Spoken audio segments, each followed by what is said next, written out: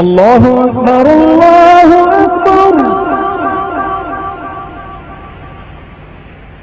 اللہ۔ اچھا سر، میرے دوسرا سوال یہ ہے کہ میں نے ایک کلپ دیکھا تھا سوشل میڈیا پہ، تو اس میں فرشتے کو نبی کہا گیا. کیا فرشتے کو نبی کہا جا سکتا ہے؟ یہ بڑی افسوس کی بات ہے کہ کچھ لوگ نے لفظ نبی کا جو ہے وہ غلط استعمال کرنا شروع کر دیا ہے. اب یہاں پر پہلی ایک بات سمجھ لیں کہ نبی ہے، رسول ہے، یہ جو الفاظ ہیں عربی میں رسول اللہ صلی اللہ علیہ وسلم سے پہلے بھی پائے جاتے تھے. لیکن جب رسول اللہ صلی اللہ علیہ وسلم آئے تو ان کے لغوی معنی جو تھے وہ تو اپنی جگہ رہے، لیکن ان کے کچھ معنی متعین ہو گئے شریعت میں. اب یہ دو طرح کے الفاظ ہیں، ایک یہ ہے کہ جس میں تھوڑا بہت تجاوز ہو سکتا ہے، اور ایک یہ جس میں ذرا بھی تجاوز کیا جائے تو تکفیر ہو جاتی ہے. ان میں سے سب سے اہم لفظ نبی ہے. اب نبی کا لفظ آپ لغوی معنوں میں استعمال کر ہی نہیں سکتے. نبی کا ایک جو اہم مشہور معنی ہے وہ ہے خبر دینے والا. پھر یاد رکھیے گا غیب کی خبر دینے والا نہیں ہے، صرف خبر دینے والا، خبر دینے والا، کیسی بھی خبر.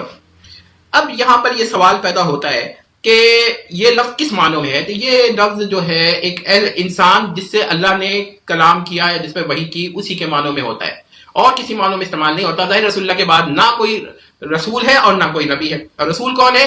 رسول نبی ہوتا ہے، یعنی جو نبی نہیں وہ رسول بھی نہیں. یہ میں نے پہلے بھی آپ کو ایک بات بتائی تھی. اب یہاں پر ایک بات نوٹ کر لیں، اور یہ بات پھر نوٹ کر لیں کہ نبی انسان ہوتا ہے، یعنی جو انسان نہیں وہ نبی بھی نہیں. اب اگر کوئی کہتا ہے کہ فرشتے میں بھی کوئی نبی ہوتا ہے، یا فرشتے میں ایک نبی فرشتوں کے لیے ہے غیر فرشتوں کے لیے نہیں ہے، یہ جس کا مطلب ہے کہ نبوت کی بھی دو قسم کر دی، ایک اضافی کر دی اور ایک حقیقی کر دی، بالکل غلط ہے. فرشتہ کبھی نبی نہیں ہوتا. اچھا، اب یہاں پر میں آپ کو ایک بات بتاتا ہوں کہ لفظ رسول جو ہے، یہ ایک جب کوئی شخص کو ہم کہیں گے یہ رسول ہے، کسی انسان کو کہیں گے یہ رسول ہے، اور حضرت موسیٰ رسول ہے، تو پھر اس کا مطلب ہوگا وہ نبی بھی ہیں. لیکن یہ یاد رکھیے کہ لفظ رسول کبھی کبھار ایک دو جگہ یا چند جگہ پر غیر نبی کے لیے بھی استعمال لغوی معنوں میں ہوا ہے. مطلب قرآن میں لفظ رسول استعمال ہوا ہے. کس کے لیے؟ یہ حضرت جبریل کے لیے. یا تو یہ کیوں ہوا ہے؟ یہ اس لیے ہوا ہے کہ یہ تو پتا ہے کہ جو نبی نہیں وہ رسول بھی نہیں، تو اب شرعی معنوں میں تو رسول نہیں ہو سکتا، تو یہ لغوی معنی مجبوری ہو گئی لینا یہاں پر. اسی طرح ایک صحابی کے لیے کیا گیا رسول اللہ، کہ اس کے رسول اللہ کا مطلب کیا ہوا کہ اللہ کے رسول کا رسول. اب یہاں پر رسول جو ہے یہ پتا ہے رسول اللہ کے بعد کسی کو نبوت نہیں ملے گی، تو اب یہ لفظ آ گیا. تب یہاں پہ یہ دلیل بن گئی کہ یہ جو ہے لفظ جو ہے یہ لغوی معنوں میں ہے، مگر رسول اس کے علاوہ کہیں اور ہم اپنی طرف سے لفظ رسول استعمال نہیں کر سکتے کسی کے لیے، اور نبی کا لفظ تو بالکل ہی نہیں کر سکتے. اب جس صاحب نے یہ کہا ہے وہ مجھے پتا ہے کہ ایسے کون صاحب ہے جو کہتے ہیں، تو ان کے بارے میں یہ ہے کہ انہوں نے بالکل غلط کہا ہے. ان کو توبہ کرنی چاہیے، رجوع کرنا چاہیے. اور اس میں تو بہت بڑی خطا ہے کہ نبی انسانوں کے لیے ایسا مخصوص ہے، بعض انسانوں کے لیے، جیسے حضرت موسیٰ، حضرت عیسیٰ یا رسول اللہ آخری نبی ہیں، تو کہ اب اگر کسی اور کو نبی کہا جائے، فرشتے کو نبی کہا جائے، تو یہ بھی غلط ہے اور کفر ہو جاتا ہے. اب یہاں پر ایک سوال پیدا ہوتا ہے کہ یہاں پر بڑی اہم بات پیدا ہوتی ہے، وہ بات میں بتانا چاہوں گا کہ انہوں نے ایک دلیل دی ہے کہ نبی کا معلم غیر نبی نہیں ہو سکتا. سورہ نجم کی آیت 5 غالباً اس سے انہوں نے استدلال کیا ہے کہ فرشتہ جو ہے نبی کا معلم ہے، اور قاعدہ یہ ہے کہ نبی کا معلم غیر نبی نہیں ہو سکتا. لہذا اس کا مطلب یہ ہوا کہ فرشتہ بھی نبی ہو گیا، حضرت جبریل بھی نبی ہو گیا. بالکل غلط استدلال ہے.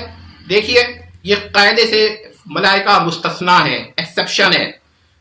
جب فرشتہ کے بارے میں یہ اصول ذریات دین سے ثابت ہے کہ کوئی فرشتہ نبی نہیں ہے، تو پھر اس کا کیا مطلب ہوا کہ اگر کوئی فرشتہ تعلیم دے رہا ہے تو وہ فرشتہ اگر اس کو معلم کہہ دیجئے نبی کا، تو ظاہر تعلیم سے علامہ کا لفظ جو ہے یہ فعل ماضی ہے، تو اس سے ملے گا معلم ملے گا، یہ اس میں فاعل ہے یعنی کہ ناؤن آف ایجنٹ. تو یاد رکھیے گا کہ ایسی صورت میں ہم یہ کہیں گے کہ بھائی یہ جو قاعدہ ہے نا کہ نبی کا معلم غیر نبی یا استاد غیر نبی نہیں ہو سکتا، اس سے فرشتے مستثنا ہیں. ان کا استثناء وہ بھی بعض کے بعد فرشتے جو رسول اللہ کے پاس آئے ہیں.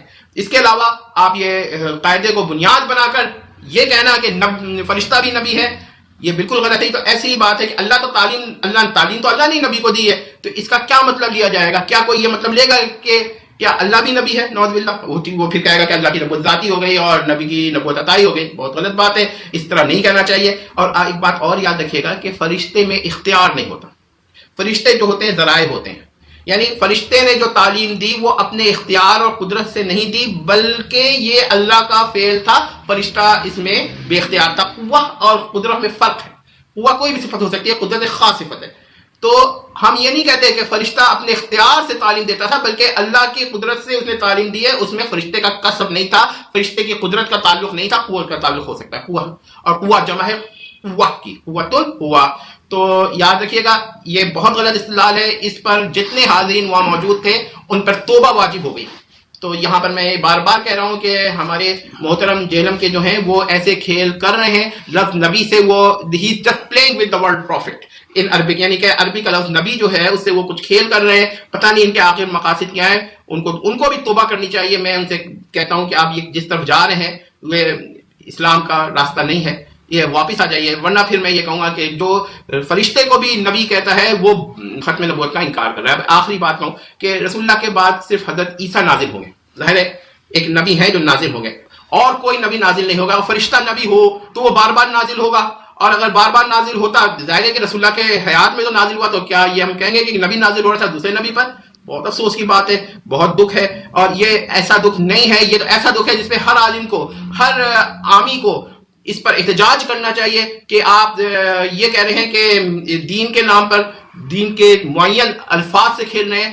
اب وہ دفاعی طور پہ کہیں گے فلاں نے یوں کہا، فلاں نے یوں کہا. بھائی انہوں نے کہا، آپ نے ان کے فتوے دے دیے نا، غلط کہا. لیکن آپ جو کہہ رہے ہیں یہ بھی غلط ہے اور یہ بہت غلط ہے. تو کسی کی غلطی اپنے دفاع میں پیش مت کریں، بلکہ کہیں کہ آپ سے بھی غلطی ہوئی، توبہ کریں. اور اگر آپ توبہ نہیں کرتے ہیں تو پھر میں یہ کہنے پہ مجبور ہوں کہ سامعین حضرات سے کہ وہ توبہ کر لیں اور ان سے دور ہو جائیں. یعنی کہ وہ جو لوگ درس پہ ادھر موجود تھے جیلوی سرکار کے، ان پہ بھی توبہ واجب ہے؟ بالکل واجب ہے جی، واجب ہے. بلکہ اگر توبہ نہیں کریں گے تو ایمان کا خطرہ ہے ان کے. بلکہ خطرہ کیا ہے، ایمان ہی معدوم ہو جاتا ہے ان باتوں پہ. بہت شکریہ. جزاک اللہ.